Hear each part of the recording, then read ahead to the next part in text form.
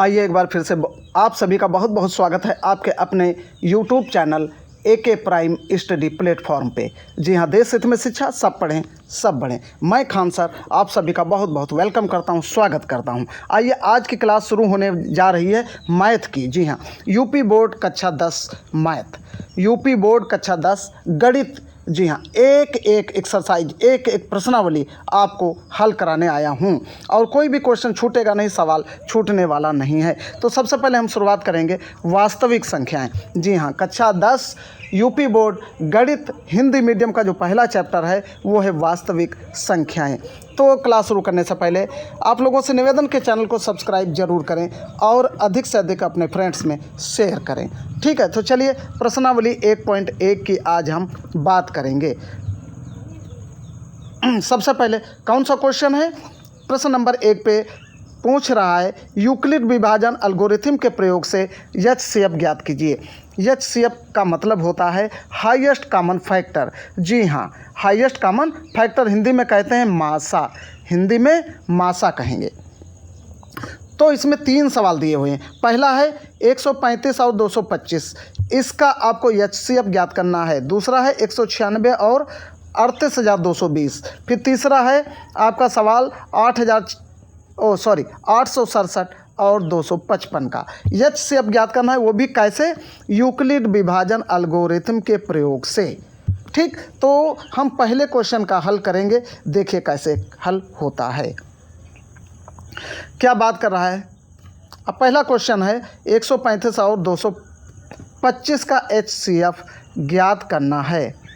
ठीक, अब हम सबसे पहले जो छोटी संख्या होती है और जो बड़ी होती है, तो हम ध्यान रखेंगे बड़ी संख्या को A मानते हैं और छोटी संख्या को B मानते हैं। तो बड़ी क्या है? 225, इसलिए इसको हमने A मान लिया, और छोटी है 135, इसलिए इसको B मान लिया।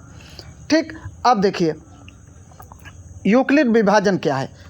यूक्लिड विभाजन एल्गोरिथम के प्रयोग से, अब इसका फार्मूला है। फार्मूला क्या होता है? A बराबर BQ प्लस R, A बराबर BQ प्लस R। अब A आपका 225 है, ठीक, B कितना है? 135, और B और Q के बीच में क्या है? जब जैसे दो अक्षर लिखे हैं, एक B है और एक Q है, तो B और Q के बीच में जब कोई मार्क नहीं होता है तो इसको हम मल्टीप्लाई मानते हैं, गुणा मानते हैं। तो गुणे एक हम मान लेंगे Q को। उसके बाद प्लस R 90, R क्या है? 90। ठीक, अब देखिए इसको हल करेंगे। 135 बराबर 90 गुणे 1, 90 गुणे 1, 135 को इधर हम ले आए हैं, प्लस 45। ठीक, अब देखिए आगे, अब क्या हो गया? 90 बराबर 45 गुणे 2 प्लस 0। जब हमें R बराबर 0 प्राप्त हो जाता है तो हम आगे हल करना बंद कर देते हैं। ठीक, B बराबर कितना आ गया? 45। फिर उसमें से B का मान HCF होता है, तो जो B का मान होगा वही HCF होगा। तो B बराबर 45 आ गया, इसलिए B का मान क्या है? 45 है, और 45 ही हमारा HCF हो गया। ठीक, ये यहाँ पे आंसर हो गया, ये इसका हल हो गया। समझ गए आप? चलिए क्वेश्चन नंबर 2। क्वेश्चन नंबर 2 कह रहा है, अब क्वेश्चन नंबर 2 और 3 ये आपको अपने आप हल करने हैं। अगर कोई दिक्कत लगती है तो आप कमेंट करिए, हम उसको अच्छे से समझाएंगे। ठीक है, अब देखिए एक क्वेश्चन यहाँ पे आ जाता है, क्वेश्चन नंबर 2। क्वेश्चन नंबर 2 क्या आता है? दर्शाइए कि कोई भी धनात्मक विषम पूर्णांक 6Q प्लस 1 या 6Q प्लस 3 या 6Q प्लस 5 के रूप में होता है, जहाँ Q कोई पूर्णांक है। Q पूर्णांक है और आपको दिखाना है 6Q प्लस 1 या फिर 6Q प्लस 3 या 6Q प्लस 5 के रूप में भी होता है। ठीक, चलिए अब इसको भी हल कर लेते हैं। इसका हल क्या है? दर्शाना है A बराबर 6Q प्लस 1 या 6Q प्लस 3 या 6Q प्लस 5। ये तो क्वेश्चन था आपका। अब देखिए, माना A कोई धनात्मक विषम पूर्णांक है। A को हमने धनात्मक विषम पूर्णांक मान लिया, जहाँ B बराबर 6 होगा। B बराबर क्या होगा? 6 होगा। अब जब हम 6 से A को विभाजित करते हैं तो शेषफल क्रमशः 6 से A को आपको विभाजित करना है, तो क्या बचा आपका? 0, फिर 6 × 6, फिर 6 दून 12, 6 तीन 18, 6 चौक 24, 6 पंचे 30। ठीक, हमें क्या मिलता है कि कोई भी संख्या हमको मिलती है वो बढ़ते क्रम में मिलती है। किस में मिलती है? बढ़ते क्रम में मिलती जाएगी। ठीक है, जैसे 0, फिर R, फिर B, अब आगे जो भी संख्या मिलेगी वो बढ़ते क्रम में मिलती जाएगी। ठीक, अब A एक विषम संख्या है, इसलिए शेषफल भी विषम प्राप्त होता है। अब शेषफल क्या होगा? शेषफल 1 होगा या 3 होगा या फिर 5 होगा, इनमें से कोई भी शेषफल बच सकता है। ठीक, अब एल्गोरिथम के प्रयोग से हम इसको देखेंगे। a बराबर 6q प्लस 1, a बराबर 6q प्लस 1, 6q प्लस 3 या 6q प्लस 5 हमको प्राप्त हो जाता है। यही आपका हल हो गया।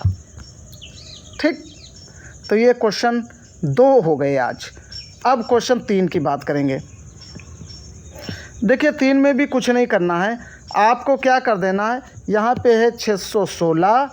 ठीक है, किसी परेड में 616 सदस्यों वाली एक सेना की टुकड़ी को 32 सदस्यों वाले एक आर्मी के पीछे मार्च करना है। दोनों समूहों को समान संख्या वाले स्तंभों में मार्च करना है। उन सभी स्तंभों की अधिकतम संख्या क्या है जिसमें वे मार्च कर सकते हैं। ठीक, तो हमें कुछ नहीं करना है, 2 संख्या हमको मिल जाते हैं 616 और 32, इसका हमें HCF निकाल देना है, वही आंसर हो जाएगा। ठीक, तो चलिए ज़्यादा इसको भी हम बताने वाले नहीं हैं, यह आपको अपने आप हल करना है। ठीक है, तो और देखिए हम अगला यूक्लिड विभाजन प्रेमिका का प्रयोग करके दर्शाइए कि किसी धनात्मक पूर्णांक का वर्ग किसी पूर्णांक m के लिए 3 या 3m प्लस 1 के रूप में होता है। ठीक है, अब क्या दर्शाना है हमको, a² plus 3 equal to 3m और 3m प्लस 1।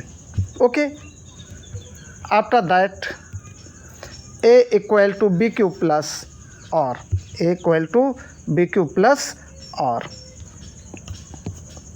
ठीक है, माना, अब देखिए कुछ इंग्लिश के शब्द हमारे ज़्यादा मुँह से निकलते हैं, कारण है उसका कि मैं इंग्लिश टीचर हूँ, साथ में मैथ भी पढ़ाता हूँ इंग्लिश मीडियम की एक्चुअली, तो इंग्लिश वर्ड ज़्यादा निकलते हैं। अगर आपको नहीं समझ में आते हैं तो मैं कोशिश करूँगा कि जब हिंदी मीडियम की गणित पढ़ाऊँ तो ज़्यादा हमारे वर्ड हिंदी हूँ।